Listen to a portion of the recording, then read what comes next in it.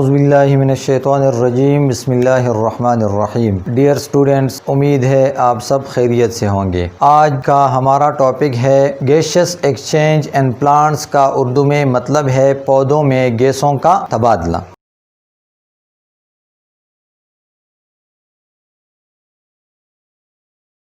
अच्छा जी, पौधों में गैसों का तबादला। बेसिकली हम पहले भी इसके बारे में पढ़ चुके हैं कि पौधों में गैसों का तबादला कैसे होता है। अगर देखा जाए पौधे जो है उसमें मखसूस तनफ़ुसी आज़ा या तनफ़ुसी निज़ाम मौजूद नहीं होता।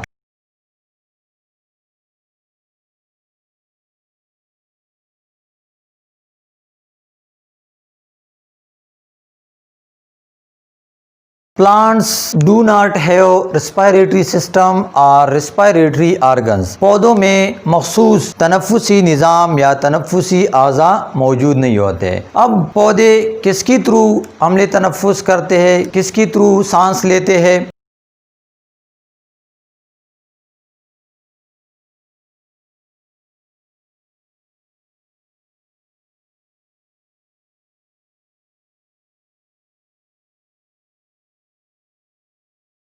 अब पौधे गैसों का तबादला किसके थ्रू करते हैं? पौधे गैसों का तबादला सतह के थ्रू करते हैं या स्टोमेटा के थ्रू करते हैं, क्योंकि उसमें रेस्पिरेटरी आज़ा मौजूद नहीं होते, उसमें रेस्पिरेटरी सिस्टम मौजूद नहीं होते। जैसा कि हम लोगों ने पहली बात की थी कि रेस्पिरेटरी आज़ा क्या होते हैं, उसमें फेफड़े और गलफड़े जो है ये रेस्पिरेटरी आज़ा होते हैं, तनफ़ुसी आज़ा होते हैं। तो पौधों में ना फेफड़े होते और ना गलफड़े होते हैं। तो पौधे जो है वो सांस गैसों का तबादला किसके थ्रू करते हैं? एक तो उसका जो सतही रकबा है वो ज्यादा होती है, और दूसरी बात जो है उसमें स्टोमेटा मौजूद होते हैं, छोटे छोटे सुराख मौजूद होते हैं। उन छोटे छोटे सुराखों के थ्रू पौधे गैसों का तबादला करते हैं। अब ये जो गैसों का तबादला होता है पौधे में, इसको मैं एक छोटे से एक सिंपल से एक सादा से डायग्राम के थ्रू आप लोगों को समझाना चाहता हूँ। अच्छा जी, तो ये सिंपल सा डायग्राम है जो गैसियस एक्सचेंज गैसों के तबादले को जाहिर करते हैं। अच्छा, अब इसमें क्या होता है, इसमें पौधे में बेसिकली दो प्रोसेस चल रही होती है, दोनों जो है वो दिन के वक्त लगातार मुसलसल कंटिन्यू रहती है। उसमें पहला प्रोसेस है फोटोसिंथेसिस, जिसको उर्दू में ज़ियाई तालीफ कहते हैं, और दूसरा प्रोसेस जो है वो है रेस्पिरेशन, इसको अम्ल तनफ़ुस कहते हैं। अब क्या होता है, फोटोसिंथेसिस के लिए पौधा पानी यूज करता है, उसको पानी की जरूरत होती है। अब यही पानी जो है वो पौधा जड़ों के जरिए जज़ब करते हैं, और वही पानी जाइलम के थ्रू पहुंच जाता है ऊपर पत्तों को। तो ये पानी जो है ये पौधा जड़ों के जरिए जज़ब करते हैं, और ये पानी जो है ये जाइलम के जरिए पहुंच गई पत्ते में। अब दूसरी चीज फोटोसिंथेसिस के लिए जो जरूरी होता है वो है कार्बन डाइऑक्साइड गैस। ये पौधा अपने इर्द गिर्द के माहौल से लेता है, किसके थ्रू लेता है? स्टोमेटा के थ्रू। पत्तों में जो छोटे छोटे सुराख मौजूद होते हैं निचली सतह में, उसको स्टोमेटा बोलते हैं। इस स्टोमेटा के थ्रू पौधा कार्बन डाइऑक्साइड बाहर माहौल से लेते हैं। अच्छा, अब सूरज की रोशनी की मौजूदगी में, ये सनलाइट है सूरज की, क्योंकि फोटोसिंथेसिस का अमल जो है ज़ियाई तालीफ का जो अमल है ये सूरज की रोशनी की मौजूदगी में होता है। तो सूरज की रोशनी की मौजूदगी में ये वाटर और कार्बन डाइऑक्साइड है ये आपस में मिलके कहाँ पे? क्लोरोफिल में। क्लोरोफिल में ये दोनों मिल जाते हैं, तो उस नतीजे में ग्लूकोज बनती है, खुराक बनता है। अब ये ग्लूकोज जो है ये क्या होता है? ये कार्बोहाइड्रेट्स होता है। कार्बोहाइड्रेट्स क्या चीज है? कार्बोहाइड्रेट्स कहते हैं नशाइस्ते को। ये बेसिकली नशाइस्ता होती है, कार्बोहाइड्रेट्स होते हैं। तो ये खुराक बनती है पौधे में, पत्तों में। अब ये खुराक जो है ये फोटोसिंथेसिस के अमल के थ्रू बनती है। उसके लिए सनलाइट, सूरज की रोशनी दरकार होती है, और कार्बन डाइऑक्साइड, वाटर और क्लोरोफिल में ये प्रोसेस होता है जिसके नतीजे में खुराक बनती है। और ये बेसिकली जो खुराक होता है ये क्या होते हैं? कार्बोहाइड्रेट्स होते हैं। अच्छा जी, अब पौधे में जितनी भी सेल्स होते हैं उन तमाम सेल्स में साथ साथ में रेस्पिरेशन का अमल भी जारी रहता है। अब रेस्पिरेशन के अमल में क्या होता है?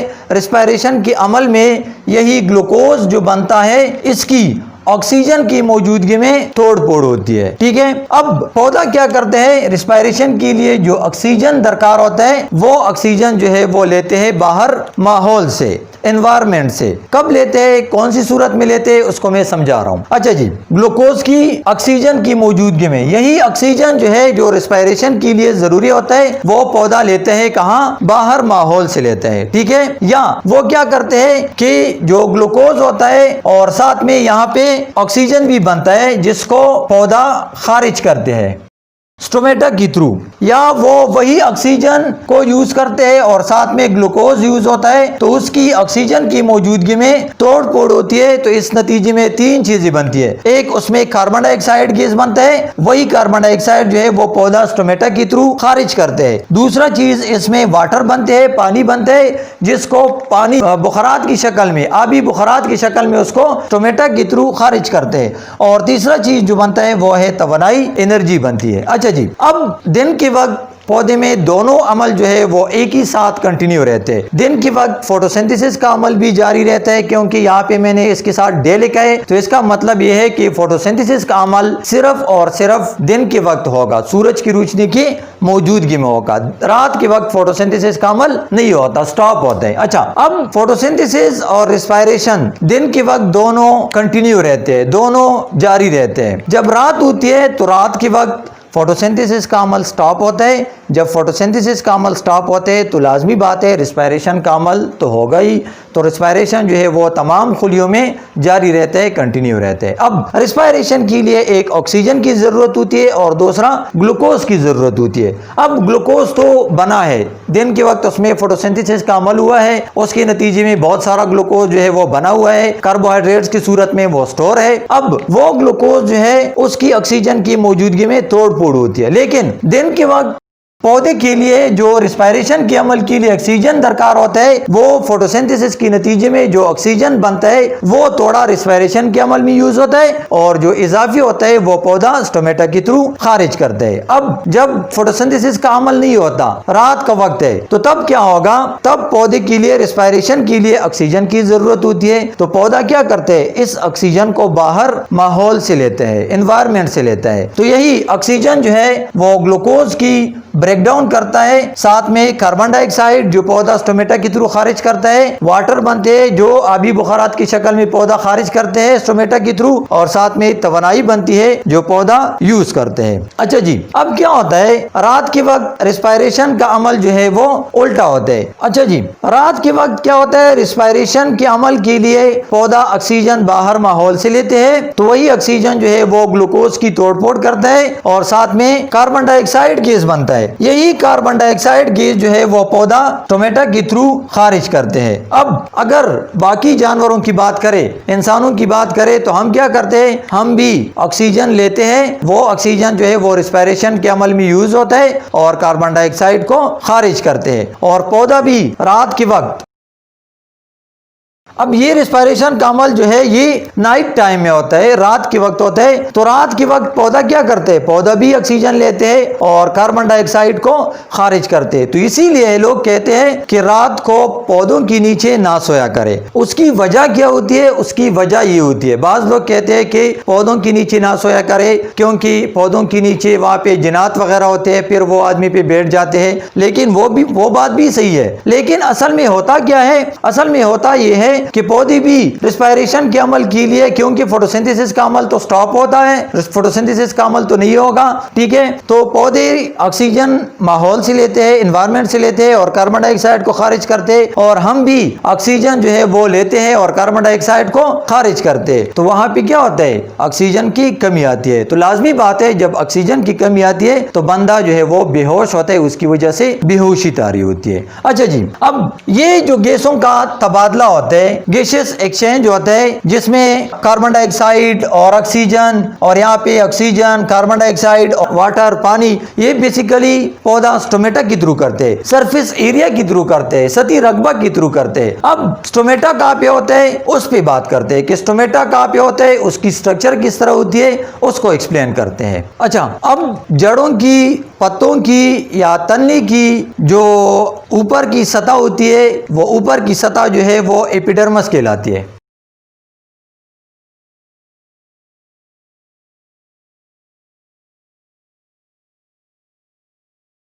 The outer surface of roots, leaves और स्टेम इज कॉल्ड एपिडर्मस। जड़ों की, तने की और पत्तों की जो ऊपर की सतह होती है उसको एपिडर्मस बोलते हैं। एपिडर्मस भी दो लफ्जों पे मुश्तमिल है। इसमें पहला लफ्ज है एपी और दूसरा लफ्ज है डर्म।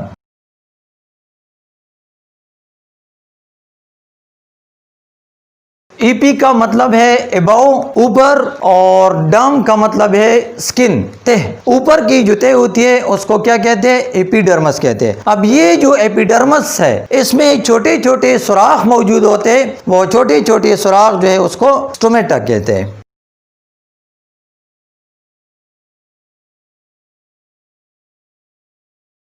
अच्छा जी, एपिडर्मस जो है उसमें छोटे छोटे सुराख मौजूद होते हैं, वो छोटे छोटे सुराख जो है उसको स्टोमेटा बोलते हैं। अब स्टोमेटा की अंदरूनी स्ट्रक्चर को हम समझना चाहते हैं कि अंदरूनी स्ट्रक्चर किस तरह होती है, स्टोमेटा वो किस तरह होती है, उसको एक्सप्लेन करते हैं।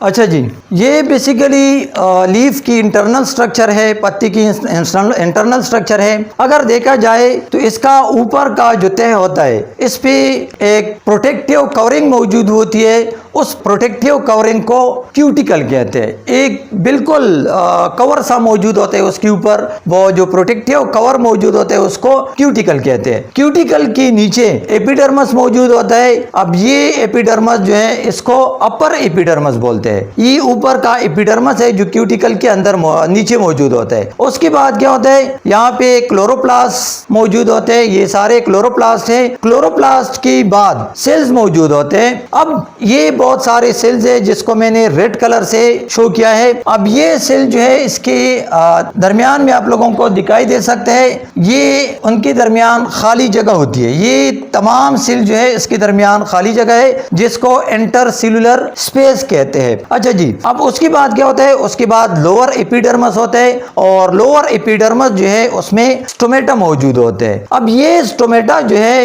ये क्या करते हैं, स्टोमेटा के साइडों पे, दोनों साइडों पे सेल्स मौजूद होते हैं, मखसूस सेल मौजूद होते हैं। वो मखसूस सेल जो है उसको गार्ड सेल कहते हैं। अब ये गार्ड सेल जो है ये क्या करते हैं, जिस तरह बॉडी गार्ड होता है, ये गार्ड सेल जो है ये स्टोमेटा को बंद करने में और खोलने में मदद करते हैं। मतलब ये है कि ये स्टोमेटा को बांधने में और खोलने में मदद करते हैं। अच्छा जी, अब ये स्टोमेटा जो है ये लोअर एपिडर्मस में मौजूद होते हैं। ये सुराख जो है ये आप लोगों को दिखाई दे सकते हैं। ये एक स्टोमेटा है। अब इस स्टोमेटा की थ्रू पौधा क्या करते हैं, गैसों का तबादला करते हैं। इसके थ्रू पौधा कार्बन डाइऑक्साइड लेते हैं और वही कार्बन डाइऑक्साइड जो है वो जाता है कहाँ, सेल में। सेल के अंदर फिर वो दाखिल होता है क्लोरोप्लास्ट में। क्लोरोप्लास्ट में क्या होता है, उसमें फोटोसिंथेसिस का अमल होता है और ऑक्सीजन बनती है। वही ऑक्सीजन जो है उसको स्टोमेटा के थ्रू खारिज करते हैं और साथ में जब इसमें रिस्पायरेशन का अमल होता है तो रिस्पायरेशन के लिए वो क्या करते हैं, वो ऑक्सीजन को लेते हैं, वो भी स्टोमेटा के थ्रू लेते हैं और उसके नतीजे में जो कार्बन डाइऑक्साइड और वाटर बनते हैं, पानी बनते हैं, उसको इस स्टोमेटा के थ्रू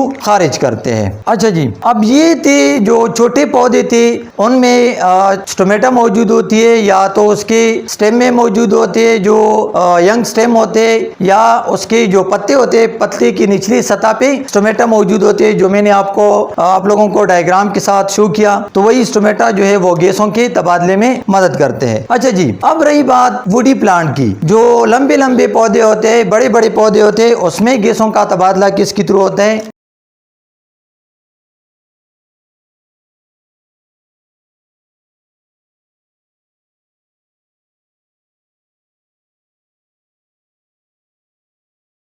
अच्छा जी, the stem of woody plants contain special pores called lenticels. अब जो बड़े पौधे होते हैं, जो वुडी प्लांट्स होते हैं, उसकी जो तना होती है वो पूरा पौधा जो है या उसका पूरा तना जो है वो एक छिलके ने कवर किया होता है। वो उसका जो छिलका होता है उसको बार्क कहते हैं। यही बार्क जो है, यही छिलका जो है, उस छिलके में छोटे मखसूस सुराख मौजूद होते हैं। वो मखसूस सुराख जो है उसको लेंटिसेल्स बोलते हैं। अब ये लेंटिसेल जो है, ये मखसूस सुराख जो है जो छिलके में मौजूद होते हैं, उसको लेंटिसेल्स बोलते हैं। यही लेंटिसेल जो है ये गैसों के तबादले में मदद करते हैं। अब इसको मैं इस तरह डायग्राम के साथ जाहिर कर रहा हूँ।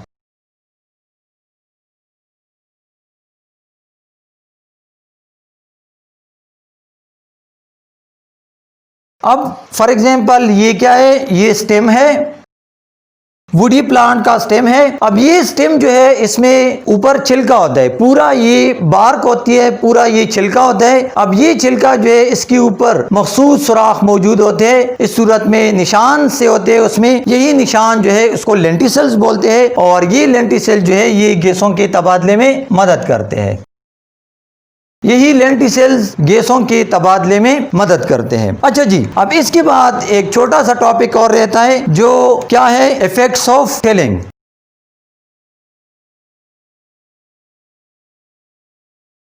इफेक्ट्स ऑफ टिलिंग का मतलब क्या है, काश्तकारी के असरात।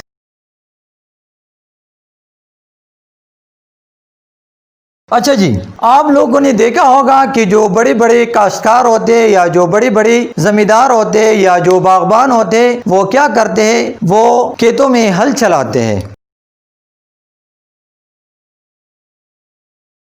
अच्छा जी, अब जो फार्मर होते, जो जमींदार होते या जो बागबान होते, वो क्या करते हैं, वो खेतों में हल चलाते हैं। अब हल चलाने का फायदा क्या है? हल चलाने का फायदा ये है कि जब वो खेतों में हल चलाते तो उसकी वजह से क्या होते, सॉइल पार्टिकल जो होते, मिट्टी के जो पार्टिकल्स होते, जर्रे होते, उसमें स्पेस आ जाती है, उसमें खाली जगह आ जाती है। तो वो स्पेस जो है वो गैसों के तबादले में मदद करते हैं। पहली बात तो ये है कि उस हल की वजह से, उस काश्तकारी की वजह से, हल की वजह से सॉइल पार्टिकल जो है उसमें स्पेस आ जाती है, तो उसकी वजह से प्रॉपर एयरेशन होती है, उसमें गैसों का तबादला जो है वो इजीली होता है। दूसरी बात क्या होती है? दूसरी बात ये होती है कि जब वो हल चलाते तो उसकी वजह से क्या होता है, तो काश्तकारी की वजह से वो जो मिट्टी होती है उसको पानी आसानी से मिल रहा होता है, आसानी के साथ मिल जाता है। मतलब है कि वो पानी जो है वो इजीली जज़ब करता है। और तीसरी बात जो है वो न्यूट्रिएंट्स रिसाइकलिंग होती है, ग़िज़ाइयत की गर्दिश होती है, क्योंकि जो न्यूट्रिएंट्स होते हैं वो जमीन की निचली सतह में चले जाते हैं। तो जब हल चलाते हैं उसमें, तो हल के साथ वो पार्टिकल जो है वो ऊपर आ जाते हैं, और ग़िज़ाइयत जो है उसकी